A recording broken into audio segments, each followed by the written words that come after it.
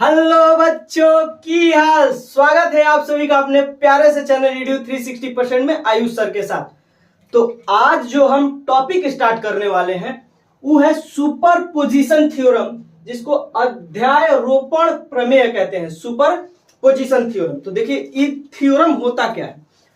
तो ये थ्योरम लगता है इलेक्ट्रिक सर्किट में, यानी विद्युत परिपथ में। पहला ये थ्योरम कहां लगता है? इलेक्ट्रिक सर्किट में, विद्युत परिपथ में। तो इस थ्योरम को समझाने से पहले हम एक विद्युत सर्किट, विद्युत परिपथ यानी इलेक्ट्रिक सर्किट को बनाते हैं। तो देखिए वो इलेक्ट्रिक सर्किट को, ये रहा हमारा वोल्टेज सोर्स V1, ये प्लस और ये माइनस। ये रहा यहां पे एक रेजिस्टेंस R1, ये रहा हमारा दूसरा रेजिस्टेंस R3, ये रहा दूसरा रेजिस्टेंस, ये तीसरा था, और ये हमारा दूसरा रेजिस्टेंस R2 है। और यहाँ पे भी लगा हुआ है एक वोल्टेज सोर्स, यहाँ पे भी हमारा लगा हुआ है एक वोल्टेज सोर्स जिसको V2 कहते हैं। तो देखिए ये जो सुपरपोजिशन थ्योरम है ना, वो कहाँ लगता है? उस विद्युत परिपथ में लगा रहता है जहां पे कम से कम दो, जहां पे कम से कम दो वोल्टेज सोर्स या करंट सोर्स लगा हो। यह जो सुपरपोजिशन थ्योरम है वो विद्युत सर्किट में, यानी कि विद्युत परिपथ में, इलेक्ट्रिक सर्किट में, किस सर्किट में अप्लाई होता है? तो वहां पे अप्लाई होता है जहां पे कम से कम दो वोल्टेज सोर्स या करंट सोर्स हो। कम से कम दो वोल्टेज सोर्स या करंट सोर्स हो, करंट सोर्स हो। अब देखिए दो वोल्टेज सोर्स है, तो ये दोनों वोल्टेज सोर्स अपनी अपनी धारा को प्रवाहित करेगी, ये तो बात लाजमी है। तो देखिए क्या होता है कि हम हर ब्रांच में जो धारा प्रवाहित होता है उस दोनों वोल्टेज सोर्स के द्वारा फ्लो होने वाली धारा का अलजेब्रिक सम होता है। कहना यह चाहते हैं कि जब इस ब्रांच में, तो हम पहले बताते हैं ब्रांच क्या है, क्योंकि हम ब्रांच इससे पहले बता चुके हैं। तो ब्रांच ये है कि दो नोड के बीच, दो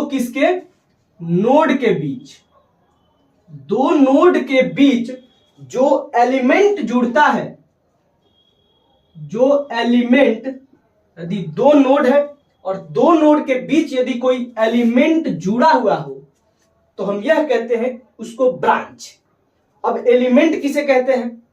तो एलिमेंट उसको कहते हैं वह इलेक्ट्रिक इक्विपमेंट, वह कोई भी विद्युत इक्विपमेंट मान लीजिए जिसमें क्या हो, हमारी करंट फ्लो हो।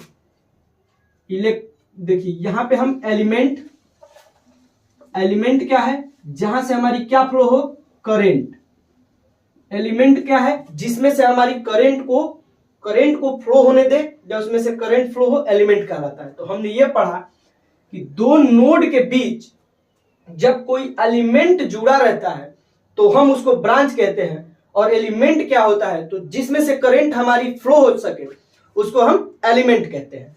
अब बात आती है कि सर नोड तो बताया ही नहीं आपने क्या होता है।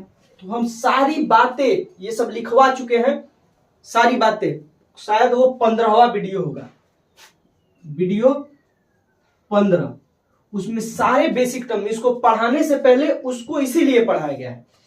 तो नोड क्या होता है? तो देखिए दो एलिमेंट का एक पॉइंट, दो एलिमेंट कनेक्टेड, अगर दो हमारा एलिमेंट हो उसका एक पॉइंट कहीं पे जुड़ा रहता है उसे नोड कहते हैं। देखिए ये एक एलिमेंट है, इसका एक पॉइंट, और ये एक एलिमेंट है, इसका एक पॉइंट यहाँ पे जुड़ा हुआ है, तो ये नोड हो गया। और ये एक एलिमेंट है, ये एक एलिमेंट है, यहाँ पे जुड़ा हुआ है एक पॉइंट, तो ये भी नोड हो गया। और दो नोड के बीच जुड़ा जो हमारा एलिमेंट है उसको ब्रांच कहते हैं। तो ये हमारा एक ब्रांच, ई भी देखेंगे तो दूसरा ब्रांच है, और ये भी हमारा तीसरा ब्रांच है। तो देखिए कहने का मतलब ये है कि सुपरपोजिशन थ्योरम ये कहता है कि यदि इस एलिमेंट में हमारी धारा का मान निकालना हो तो कितना होगा, इसके और इसके धारा यानी करंट के अलजेब्रिक सम के बराबर होगा। तो देखिए यहां पे जो हमारी ये बेसिकली सर्किट है, जो ये हमारा सर्किट है, यहां से इसके वजह से इस डायरेक्शन में, ठीक है, I1 करंट हमारी फ्लो हो रही है। कौन सी करंट? I1 current. तो ये इसके सीरीज में है, तो I1 करंट यहां से इस तरह I1 करंट यहां तक आएगी, इससे पास होते हुए R1 से। अब देखिए करते क्या है, करंट हमेशा वहां पे डिवाइड होता है, कहां पे डिवाइड होता है? पैरेलल में। करंट हमेशा समांतर में डिवाइड होता है, ये भी हम बता चुके हैं पिछले वीडियो में। तो यहां करंट आई हमारी I1, तो अब यहां से करंट को जाने के लिए दो रास्ते मिलते हैं। एक रास्ता ये हम लोगों का मिलता है और एक रास्ता हम लोगों का ये मिलता है। तो देखिए यहां करंट के लिए जब दो रास्ते मिले तो ये हमारी I1 जो करंट है वो दो भागों में टूट गई, इधर गई I करंट और इधर गई I2 करंट, इधर I2 करंट और इधर I करंट, ठीक है। अब देखिए करंट सोर्स हो तो हम वहां पे लगा देते हैं क्या, सुपरपोजिशन थ्योरम। कहां पे? जहां दो हमारा क्या वोल्टेज सोर्स हो या करंट सोर्स हो। चूंकि यहां पे हमारे दो क्या है, केवल और केवल वोल्टेज सोर्स है। आप जब एग्जाम्पल या न्यूमेरिकल ऐसे ही लगातार करते जाएंगे तो आपको करंट सोर्स भी यहाँ पे हमारा कहीं ना किसी एग्जाम्पल में देखने को मिल जाएगा। लेकिन चूंकि हम यह पॉलिटेक्निक के पॉइंट ऑफ व्यू से, सेमेस्टर के एग्जामिनेशन के पॉइंट ऑफ व्यू से पढ़ रहे हैं, तो ऐसे सिंपल न्यूमेरिकल हम लोगों को करना है। आगे हम एक न्यूमेरिकल भी कराएंगे, तो ऐसा हम लोगों को क्या करना है, सिंपल न्यूमेरिकल करना है। ज्यादा जो कॉम्प्लिकेटेड न्यूमेरिकल होता है वो JN और AN के एग्जामिनेशन में पूछे जाते हैं, वो भी कोई जरूरी नहीं है, पैटर्न धीरे धीरे बदल रहा है। तो देखिए नोड बता दिए, इसका मतलब इसकी हम पूरी जानकारी दे दिया। अब हम ये पूछ ले आपसे कि क्या ये सभी प्रकार के परिपथ में अप्लाई हो जाएगा सुपरपोजिशन थ्योरम? तो आप कहेंगे कि नहीं। काहे नहीं भैया? तो ई केवल उस परिपथ में अप्लाई होगा जहां पे क्या लगे हो, तो आप कहेंगे जहां पे लीनियर एलिमेंट, और हम आपको बताए हैं लीनियर एलिमेंट वीडियो नंबर 15 में, आप जाकर के देख लीजिए। तो लीनियर एलिमेंट का एग्जांपल है रेजिस्टेंस। तो ये उस सर्किट में अप्लाई होगा जहां पे लीनियर एलिमेंट अर्थात रेजिस्टेंस या बाईलेटरल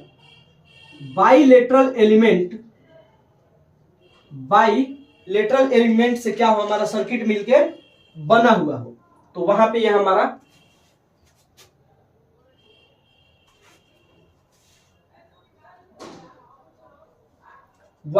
ये सर्किट अप्लाई होगा। कहां पे? उस परिपथ में हमारा यह सुपरपोजिशन थ्योरम अप्लाई होगा जो परिपथ या तो लीनियर एलिमेंट से मिलकर बना हो, या बाइलेटरल एलिमेंट से मिलकर बना हो, या लीनियर या बाइलेटरल दोनों से मिलकर बना हो।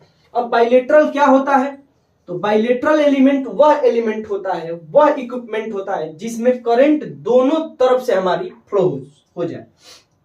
अब देखिए, अब आपको बताते हैं कि जब एक करंट I1 या I मान लीजिए, इससे उसका रिलेशन नहीं है, ये आपको थोड़ा सा हम एक्स्ट्रा नॉलेज दे रहे हैं। जब हम इसको पढ़ेंगे इंटरनली तब उसमें इसका अप्लाई होगा। एक करंट है हमारी I1, मान लीजिए ये इस डायरेक्शन में फ्लो कर रही है, और एक करंट है हमारी I2, वो इस डायरेक्शन में फ्लो हो रही है, और ये एक ही तार है। एक ही तार में I1 करंट इस डायरेक्शन में और I2 करंट इस डायरेक्शन में फ्लो हो रही है। यदि करंट कोई भी I1 या I2 में से कोई भी करंट यदि एक्स्ट्रा होगी, हम मान लेते हैं कि I2 करंट I1 करंट से ज्यादा है, तो ये क्या करेगी कि पहले इस करंट के मान के बराबर इसका मान कम हो जाएगा, और जो बचा हुआ करंट होगा वो इसके डायरेक्शन में फ्लो होगा। यानी ये कमजोर है और ये ताकतवर है, तो कमजोर ताकतवर को क्या करेगा, ताकतवर कमजोर को ऐसे ढकेलता जाएगा, तो I2 करंट का डायरेक्शन इस करंट इस वायर में फ्लो होने वाली धारा का डायरेक्शन I2 के तरफ हो जाएगा।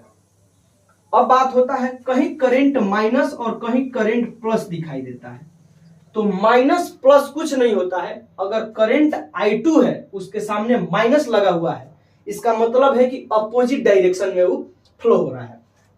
तो देखिए यहां तक के बातों को हम लोग लिखते हैं, यहां तक के बातों को लिखते हैं। तो ये जो हमारा सर्किट है इसको आप लोग बना लीजिएगा। चलिए यहां तक सुपरपोजिशन थ्योरम का ये जो है, अब यहां तक हम लोग लिखना स्टार्ट करते हैं। देखिए तो इस सुपरपोजिशन थ्योरम का हमारा क्या है, रिटेन फॉर्म है। अभी तो हमने आपको ओरली समझाया, अब ये जो है ये रिटेन फॉर्म है, ये आप सभी को अपने कॉपी पे लिखना है और हम यहाँ भी आपको समझा देते हैं थोड़ा सा। देखिए इस प्रमेय के अनुसार, प्रमेय यानी थ्योरम होता है, अनुसार अकॉर्डिंग, इस थ्योरम के अकॉर्डिंग यदि किसी विद्युत परिपथ मतलब इलेक्ट्रिक सर्किट में दो या दो से अधिक वोल्टेज सोर्स लगे हो, कब एप्लीकेबल होगा, जब दो या दो से अधिक वोल्टेज सोर्स हमारे लगे होंगे, तब सर्किट की प्रत्येक ब्रांच में धारा का मान, सर्किट के हर एक शाखे में करंट का मान प्रत्येक बैटरी द्वारा उस ब्रांच में फ्लो होने वाली धारा का बीजगणितीय योग के बराबर होता है, अलजेब्रिक सम के बराबर होता है। ये देखिए कहना क्या चाहता है कि यदि इस ब्रांच में हमारी करंट I1 फ्लो कर रही है ना, तो ये I1 करंट जो है ये इस वोल्टेज सोर्स और इस वोल्टेज सोर्स दोनों के कारण जो करंट फ्लो हो रही है उसका ये अलजेब्रिक सम है। कहने का मतलब है कि V1 हम मान लेते हैं कि I1 डैश एक हमारी क्या भेजती है, करंट भेजती है इस वाले में, धारा इस वाले ब्रांच में, R1 वाले ब्रांच में, ठीक है। तो I1 डैश कौन भेजता है भैया, V1 भेज रहा है, और V2 भी तो उस ब्रांच में कुछ करंट भेजेगा कि ये कहेगा कि नहीं हम तुमसे नाराज हैं, हम नहीं भेजेंगे, ये भी करंट भेजेगा।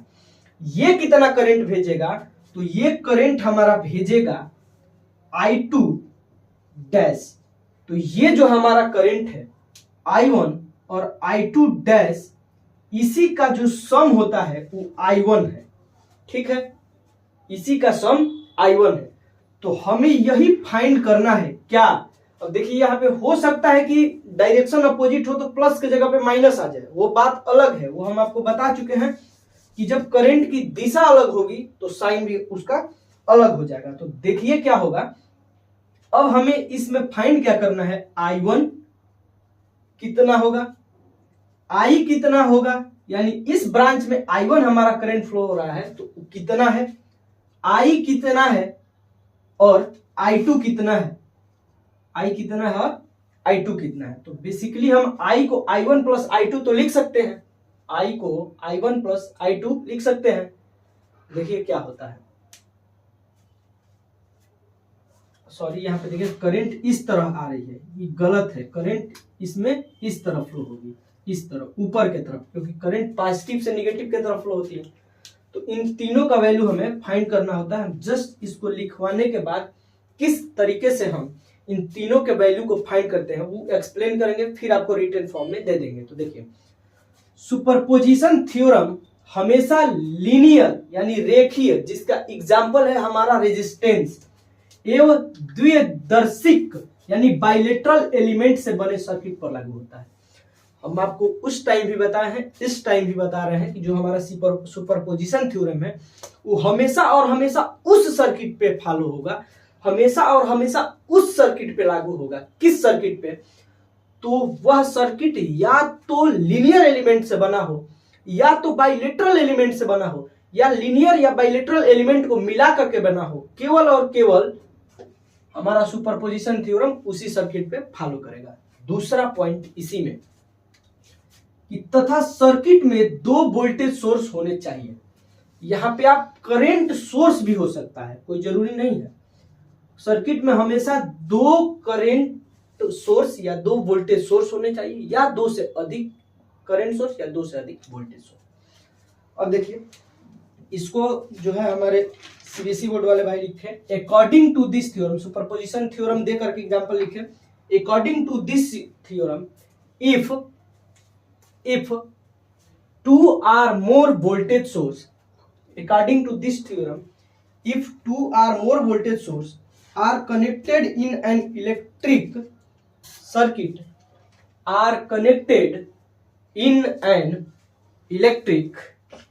circuit, then the algebraic sum of the current flowing in that branch, then the algebraic sum of current flowing in that branch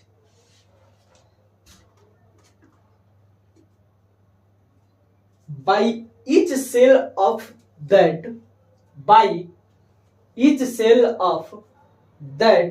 circuit, आगे लिखिए दूसरा पॉइंट नोट डाल के लिखिए, superposition theorem is always applicable to linear and made bilateral element, and there should be 2 voltage source, इसके बाद ये circuit बनाइए और इस सर्किट में हमें फाइंड क्या करना है, I1 I2 और I। देखिए इसको हम कैसे फाइंड करते हैं।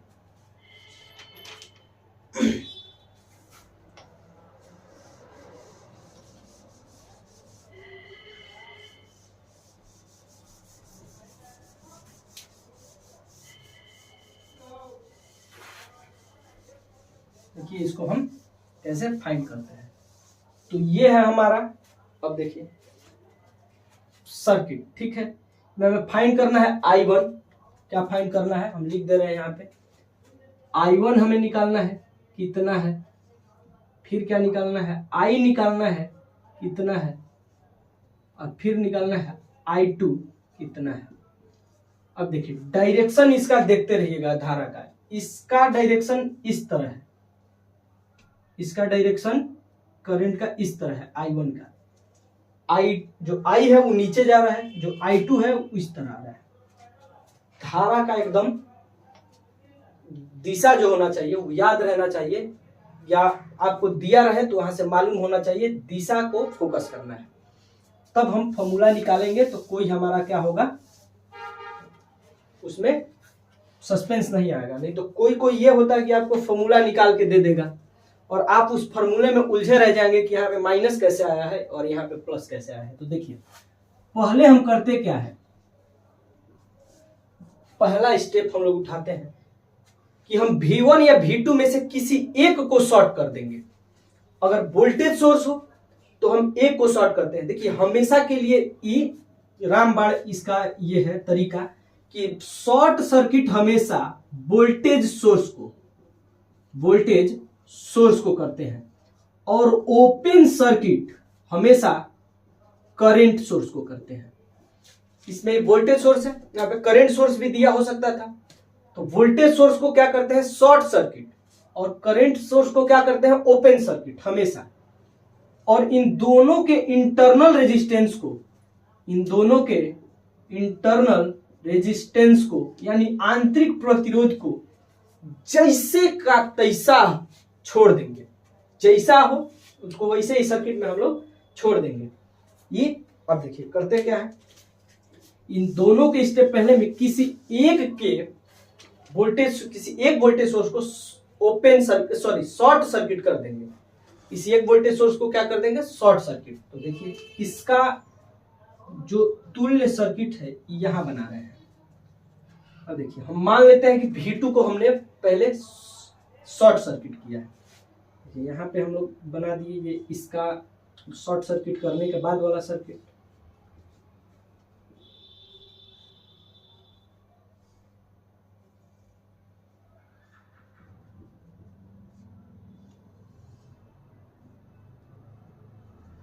यहीं पे था वो V2, इसको हमने शॉर्ट सर्किट कर दिया है। अब देखिए शॉर्ट सर्किट कर दिए हैं तो होगा क्या कि अब केवल इस परिपथ में धारा इसी वोल्टेज सोर्स के V1 ही दौड़ाएगा। इसमें करंट अब V1 के माध्यम से ही फ्लो होगा, यानी जो करंट फ्लो होगा वो V1 ही कराएगा। ठीक है, अब देखिए हमारा R1 था, ये R2 था, ये R3 था।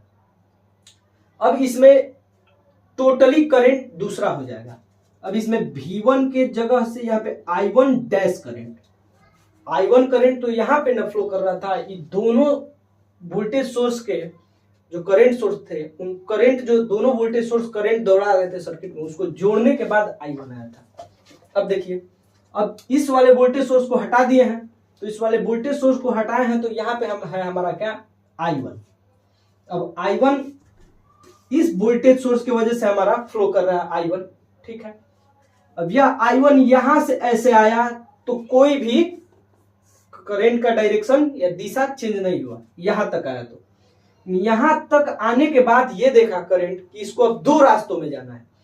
कहा है भैया, कहा कि करंट हमेशा डिवाइड होता है पैरेलल सर्किट में। अब यहां तक I1 आया तो इसमें पहले जो I करंट जा रहा था, अब I1 की वजह से I डैश करंट फ्लो हो रहा है। ठीक है, और फिर ये करंट इस तरह होके चली जाएगी, करंट इस डायरेक्शन में होती चली जाएगी R2 की वजह से। तो ये हमारा जो डायरेक्शन का करंट था वो I2 हो जाएगा, और यहाँ पे डैश, क्योंकि ये पहले वोल्टेज सोर्स की वजह से फ्लो हो रहा है।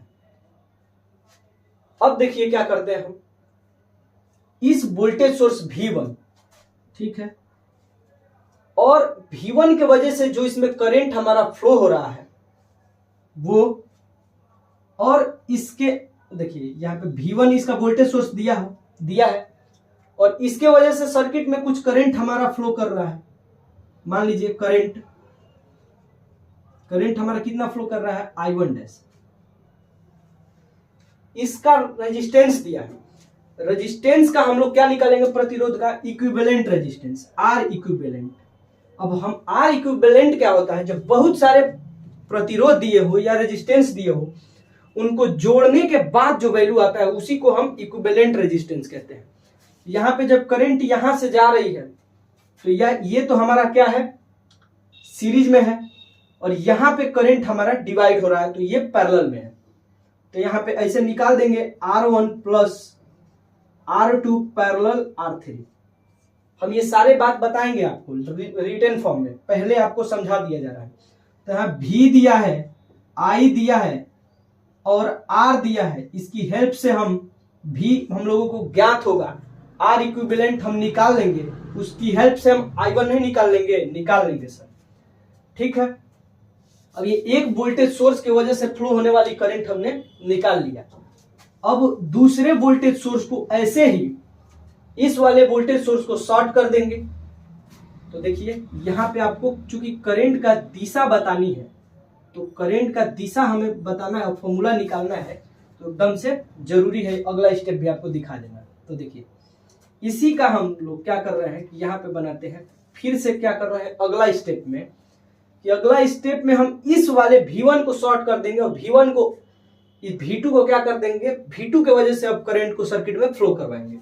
तो देखिए यहाँ पे हमारा V2 था प्लस और माइनस, इसी की वजह से अब सर्किट में हमारा क्या होगा, करंट फ्लो होगा। और यहाँ पे जो V1 है उसको हम क्या कर देंगे, शॉर्ट कर देंगे।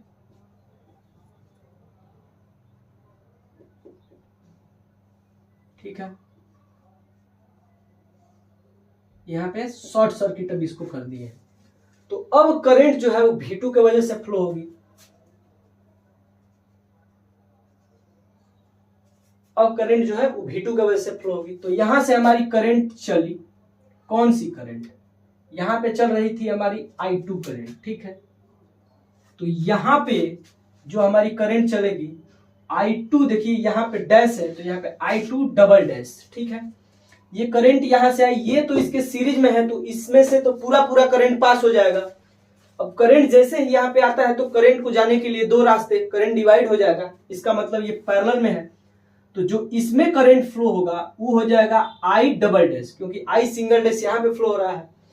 अब जो बचा करंट वो करंट इसमें चला जाएगा, तो जो इसमें करंट फ्लो होगा वो हो जाएगा I one double dash, I one double dash. अब देखिए, अब हम निकालेंगे इसमें क्या निकालेंगे, आई वन, जो हमारा आर वन रेजिस्टेंस है, आर वन रेजिस्टेंस जो है उसके एक्रॉस जो हम लोग क्या निकालेंगे, करंट कितना है वो निकालेंगे। देखिए आई वन रेजिस्टेंस के क्रॉस, जो आर वन रेजिस्टेंस के क्रॉस जो करंट था वो हमारा आई वन था, तो आई वन हमें निकालना है, ठीक है।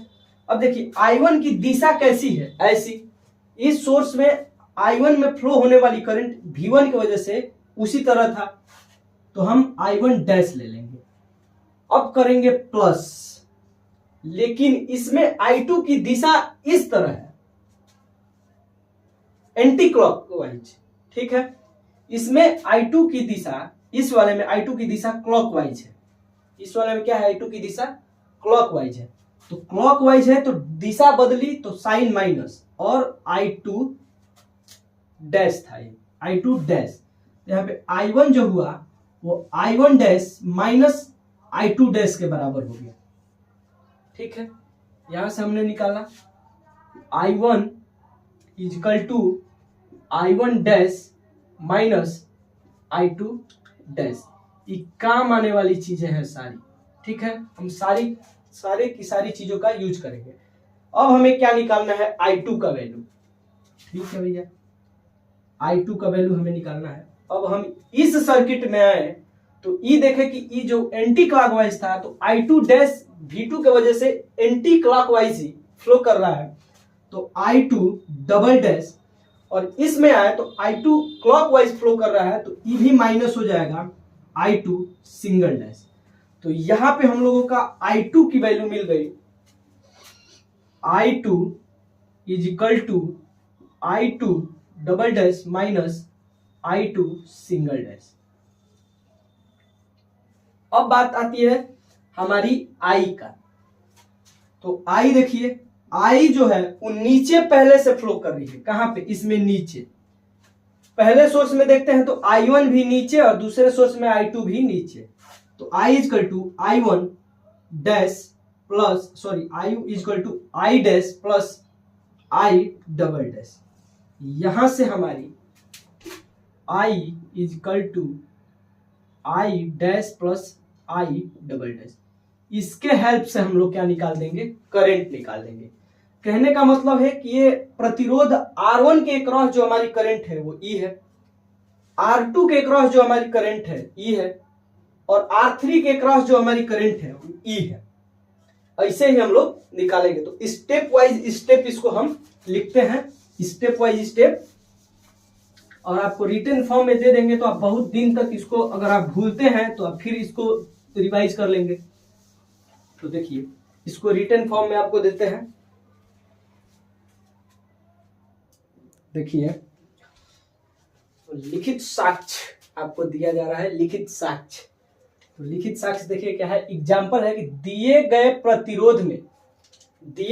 प्रतिरोध में प्रत्येक ब्रांच में धारा का मान सुपरपोजिशन थ्योरम द्वारा निम्न रूप से फाइंड किया जा सकता है। जितने ब्रांच में प्रतिरोध लगे हुए हैं उसमें कितना करंट हमारा फ्लो हो रहा है, उस सुपरपोजिशन थ्योरम के द्वारा कैसे प्राप्त किया जाता है। तो देखिए, स्टेप फर्स्ट ये है हमारा सर्किट में V1 और V2 वोल्टेज सोर्स लगे हुए हैं, ये प्लस है, ये माइनस है, ये प्लस है, ये माइनस है, ये दोनों क्या है, बैटरी। वोल्टेज सोर्स कौन होता है, बैटरी है, उसका छोटा रूप सेल, सेल से मिलके ही बैटरी बना होता है। इसमें करंट जो I1 फ्लो हो रही है, इसमें I फ्लो हो रहा है और इसमें I2 फ्लो हो रहा है। तो इसको हम कैसे फाइंड करते हैं कि इसमें I1 की वैल्यू कितनी होगी, इसमें R3 में रेजिस्टेंस में I की वैल्यू कितनी होगी, और R2 में I2 की वैल्यू कितनी होगी। हम इससे पहले सारी बातें एकदम ध्यान से आपको बता चुके हैं, करंट के डायरेक्शन तक।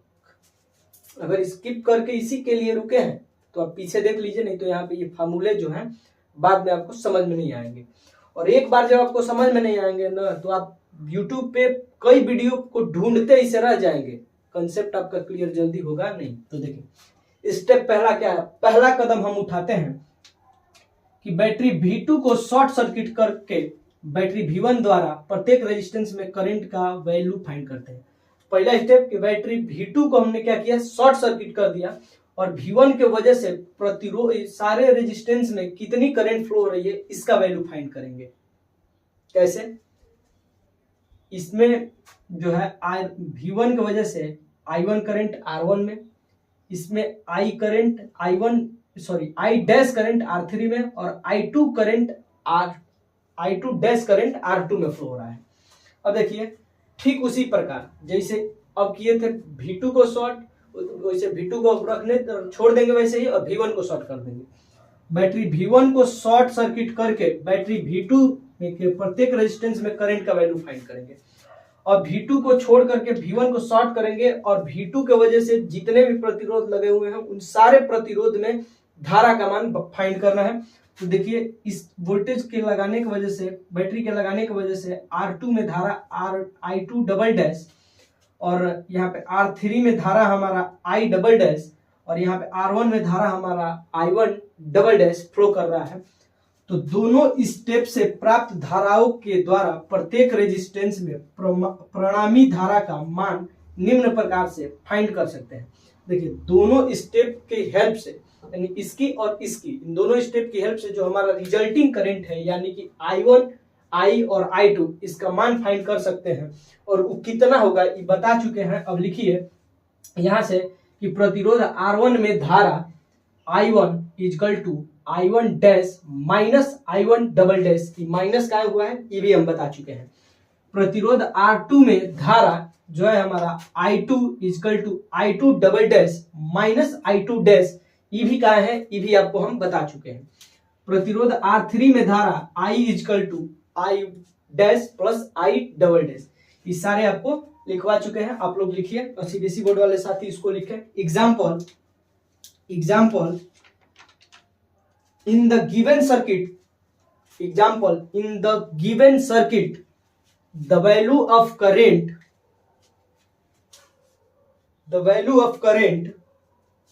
in each branch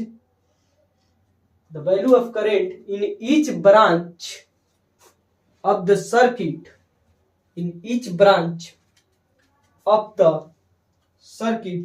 can be found by superposition theorem as follows। Step first लिखिए, और इस एज फॉलो लिखने के बाद पहले ये वाला सर्किट बनाइए, और इस सर्किट को बनाने के बाद स्टेप फर्स्ट आप लिखिए कि by short circuiting battery V2 by short circuiting battery V2 we find the value of current in each resistance by V1 और ठीक जो यही लाइन लिखे हैं इसको लिखने के बाद ये फिगर बनाएं, और उसको लिखने के बाद जो स्टेप 2 है फिगर बनाने के बाद उसमें केवल V2 और V1 का पोजीशन चेंज कर दीजिए। V1 और V2 का इसमें जो लिखे हैं उसका पोजीशन चेंज कर दीजिए सीबीएसई बोर्ड वाले। चलिए इसको बोल देते हैं। By short circuiting battery V1 we found the value of resistance in each branch of circuit by V2 इसके बाद ये स्टार बनाइए, स्टार बना करके लिखिए कि find the value of resulting current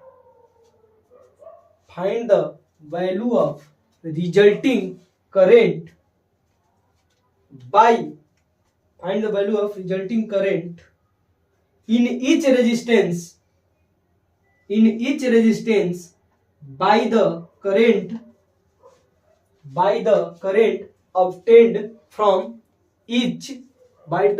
obtained from each steps और देखिए लिखिए the value of current in resistance R1, इसके बाद ये लिखिए, इसको लिखने के बाद ये वाला सर्किट बनाइए, इसके बाद लिखिए value of resistance, the value of current in resistance R1, ये value of current in resistance R2 लिखने के बाद ये, और वैल्यू ऑफ बार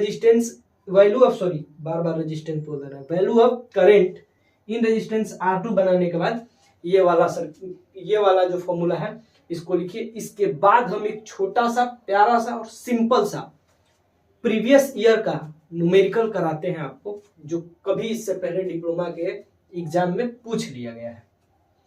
तो चलिए इसको लिखना स्टार्ट कीजिए, हम एग्जाम्पल अभी कराते हैं। चलिए it's now a question time. इसके बाद क्या हो जाएगा हमारा ये वीडियो लेक्चर खत्म। तो देखिए क्वेश्चन है ये, यहाँ पे बनाते हैं क्या, ये प्लस और माइनस यहाँ पे लिख लीजिए। ये जो है 100 वोल्ट का, यहाँ पे एक रेजिस्टेंस, यहाँ पे एक रेजिस्टेंस, यहाँ पे एक रेजिस्टेंस, और यहाँ पे ये रहा हमारा 120 वोल्ट का बैटरी। रेजिस्टेंस का वैल्यू पेपर में कितना दिया था, ये दिया था 20 ओम, ये दिया था 30 ओम, और ये दिया था 50 ओम। प्रीवियस ईयर क्वेश्चन है। अब देखिए इसको सॉल्व कैसे करते हैं, कैसे सॉल्व करते हैं इसको। तो देखिए पहला स्टेप कि हम किसी एक वोल्टेज सोर्स को करेंगे शॉर्ट सर्किट। अगर उसका इंटरनल रेजिस्टेंस दिया रहता है तो छोड़ देते हैं, यहाँ पे इंटरनल रेजिस्टेंस नहीं दिया है, एक बला टला है। अब देखिए इसमें करना क्या है, इसमें ठीक है चलिए। अब देखिए इसमें एक पहले क्या करेंगे, किसी भी वोल्टेज सोर्स को शॉर्ट कर दीजिए। पहले इधर वाले को करते हैं शॉर्ट, ये बना हमारा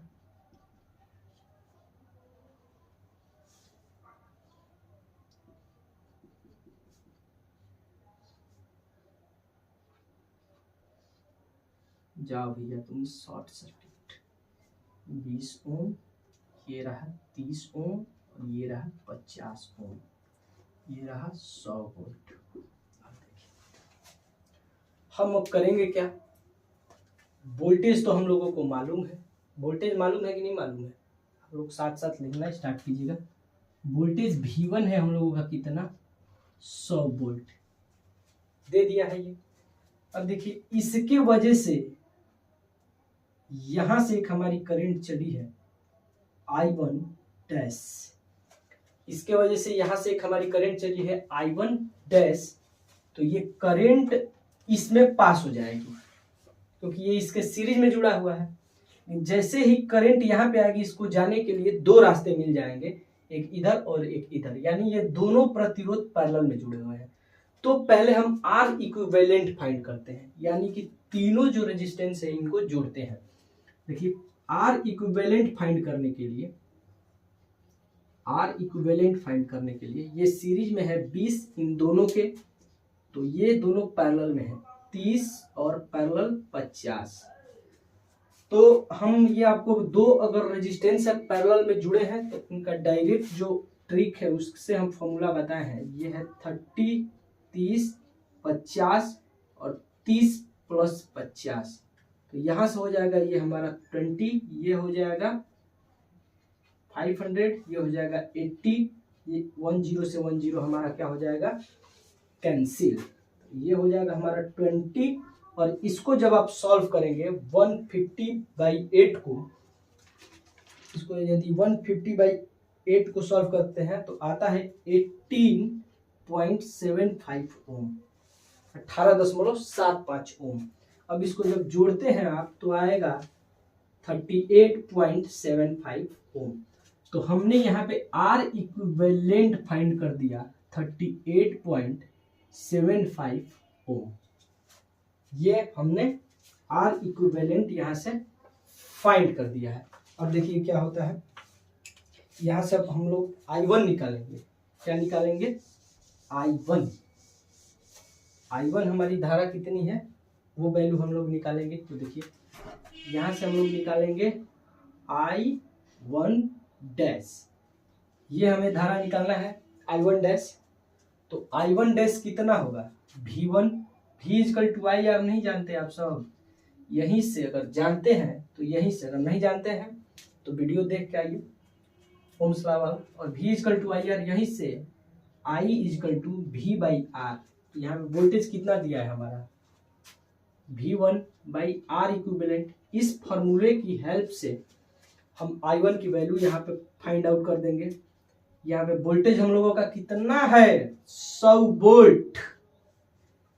और यहाँ पे आर इक्विवेलेंट कितना है? 38.75 ओम। 100 वोल्ट 38.75 ओम। इसको आप कैलकुलेशन करिएगा। कैलकुलेटिंग, मैं कैलकुलेटर से कैलकुलेट कर दे रहा हूं। ये आ जाएगा जो हमारा I1 डैश, ये आ जाएगा हम लोगों का 2.58 एम्पियर। तो I1 जो हमारा आएगा, I1 डैश, ये आ जाएगा 2.58 एम्पियर। ठीक है, हमने I1 फाइंड कर लिया है, I1 डैश। हमने यहाँ पे जो जो फाइंड करना है कर ली, जो जो हमें फाइंड हो रहा है वो हम यहाँ पे लिख दे रहे हैं। बाद में इसका जरूरत पड़ेगा भैया। I1 हमने यहाँ पे निकाल दिया। अब देखिए जब ये I1 चला तो इस वाले में ये है I डैश हुआ था, हमने देखा था, और इसमें जो ये है वो I2 डैश हुआ था, I2 डैश हुआ था। तो यहाँ से अब जब हमारी यहाँ से हमारी प्यारी करेंट रानी चली है और यहाँ पे आई है, तो अब इनको जाने के दो रास्ते दिखाई दिए हैं। क्यों दो रास्ते दिखाई दिए हैं? क्योंकि ये दोनों पैरेलल में है। पैरेलल में ही हमारी करंट रानी डिवाइड होती है। तो जब यहाँ पे हमारी I1 करंट आई थी, I1 डैश, तो उसको दो रास्ते मिले। अब हम यहाँ पे किस रेजिस्टेंस में कितना करंट फ्लो हो रहा है, ये हम करंट डिवीजन रूल यहाँ पे लगाएंगे। इसी काम के लिए, यहीं पे यूज होने के लिए आपको करंट डिवीजन रूल पढ़ाया गया था। करंट डिवीजन रूल हमने तो पढ़ा दिया है, आपने शायद नहीं पढ़ा है, तो पहले उसको पढ़ के आइए, क्योंकि हम खुद बेसिक बता रहे हैं। और इस टाइम जब हम आपको और बेसिक बताते चलेंगे साथ ही साथ, तो वीडियो लंबी हो जाएगी। तो देखिए यहाँ पे जब करंट डिवीजन रूल लगाते हैं तो कौन सी हमें करंट फाइंड करना है? I डैश की करंट। हमें I डैश की करंट यदि फाइंड करना है, I डैश की करंट, तो हम कैसे करते हैं? इस सर्किट में फ्लो होने वाली टोटल करंट कितना फ्लो हो रहा है?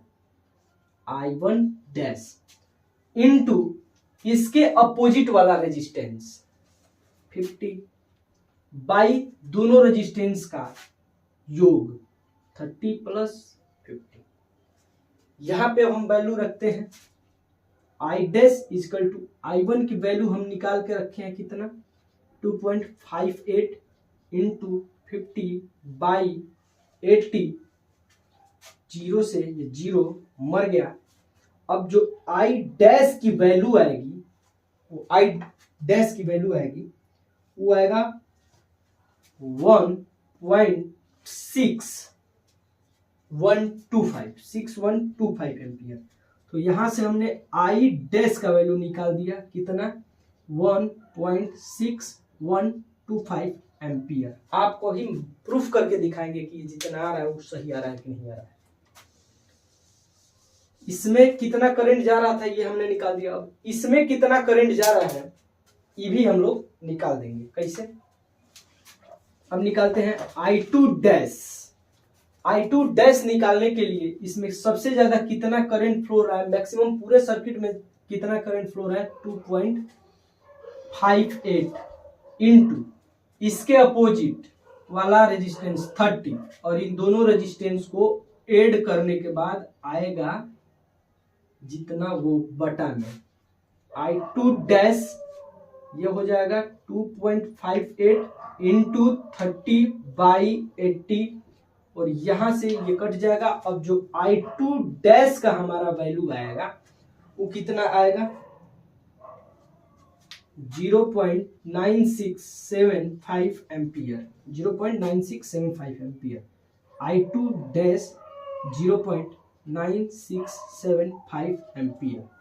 अब देखिए यहां से हमने क्या किया है, I डैश का वैल्यू फाइंड कर लिया है 1.6125 एम्पियर और यहां से हमने क्या कर लिया है I2 डैश का वैल्यू फाइंड कर लिया है 0.9675 एम्पियर।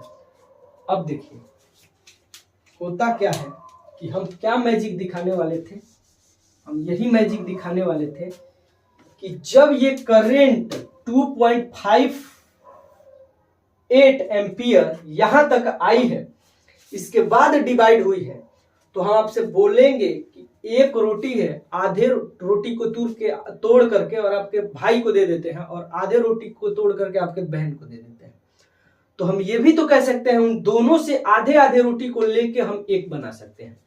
तो यहां से तक जो हमारी करंट आई है 2.58, अगर ये दो भागों में टूटी हुई है, उन दोनों भाग को जोड़ देंगे तो पुनः उतना करंट आ जाएगा। ये आप जोड़ करके निकाल लीजिएगा। यहां पे हमने केसीएल को सॉल्व किया, केसीएल को सॉल्व किया। आगे अगला स्टेप देखिए, दूसरा स्टेप था उसमें हमने क्या करेंगे, हम कर रहे हैं, हम लोग साथ साथ कर रहे हैं उसमें। ये देखिए यहाँ एक रेजिस्टेंस था, यहाँ एक रेजिस्टेंस था, ये वाला सर्किट शॉर्ट था। अब इसको हटाएंगे, ये वाले वोल्टेज सोर्स को शॉर्ट कर देंगे, ये V2, ये प्लस माइनस, ये अब वोल्टेज सोर्स शॉर्ट हो जाएगा। अब यहाँ पे हो जाएगा R2, R1, R3। इसके वजह से इसमें करंट जो फ्लो हो रहा है I2 डबल डैश, इसमें जो करंट आ रहा है I डबल डैश, में जो करंट हो रहा है वो I1 dash double dash, I1 double dash. अब इसमें इसका वैल्यू फाइंड करेंगे, इसमें इसका वैल्यू फाइंड करेंगे। तो V2 जो है वो ऊपर दिया हुआ है 120 वोल्ट, V2 ऊपर दिया हुआ है 120 वोल्ट। अब ये हम मिटाते हैं, ठीक है, ये हम मिटाते हैं। अब फाइंड करते हैं इसके लिए करंट इधर से चली हमारी I2 डैश। तो पहले वोल्टेज दिया हुआ है 120 वोल्ट, वोल्टेज दिया हुआ है 120 वोल्ट, हमें ये सब दिया हुआ है। अब देखिए यहां से जब हमारी करंट चली है तो यहां से जो R2 की वैल्यू दिया हुआ है वो 50 ओम दिया हुआ है। यहां से तो total I2 dash double dash current आएगी, यहाँ 20 ओम है और ये हमारा 30 ओम है। तो ये इसके सीरीज में है, तो पहले हम R इक्विवेलेंट फाइंड करेंगे उसी प्रकार। तो ये जो 50 ओम है वो किसमें है, तो हम बोलेंगे सीरीज में, और ये जो दोनों है 20 और 30 ये किसमें है, पैरेलल में। तो 50 प्लस 20 इंटू 30 बाई, ये हो जाएगा 20 प्लस 30, ये हो जाएगा 50 प्लस ये हो जाएगा 600 बाई 50, यहाँ से 0 0, ये हो जाएगा 50 प्लस ये कटेगा 12, ये आ जाएगा 62 ओम। तो जो हमारा R इक्विवेलेंट आया है वो आया है 62 ओम। R इक्विवेलेंट हमारा कितना आया है 62 ओम आया है।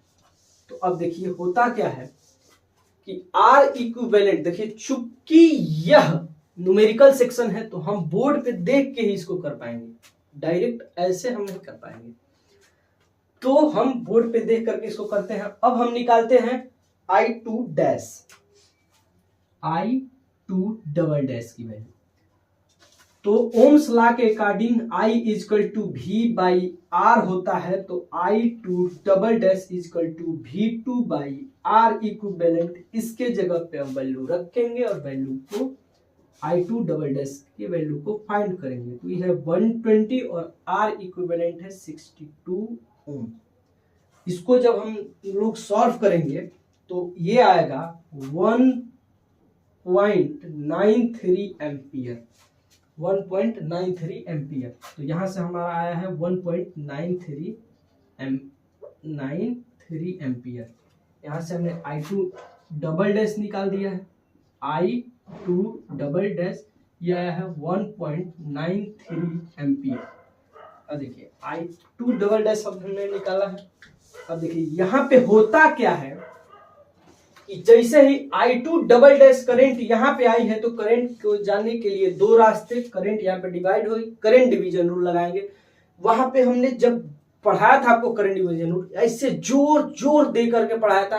करंट डिवीजन रूल केवल और केवल पैरेलल सर्किट में लगता है, ऐसे हमने बताया था वहां पे। तो अब देखिए यहाँ पे जब करंट डिवीजन रूल लग रहा है तो ये जो I डबल डैश करंट निकालेंगे तो इस टोटल सर्किट में जितना हमारी करंट फ्लो हो रही है वो है I2 डबल डैश। तो 1.93 इंटू इसके अपोजिट जो रेजिस्टेंस है 20 बाई 20 प्लस 30, ये हो जाएगा 1.93 इंटू 20 बाई 50।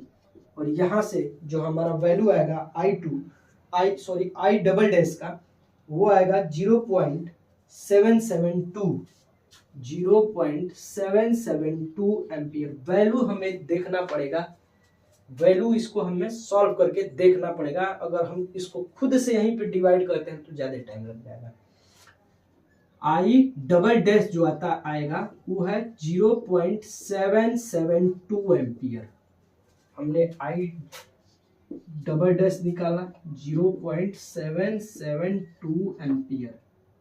ठीक है भैया, सारे तुम ही निकाल लो, हम थोड़े निकालेंगे।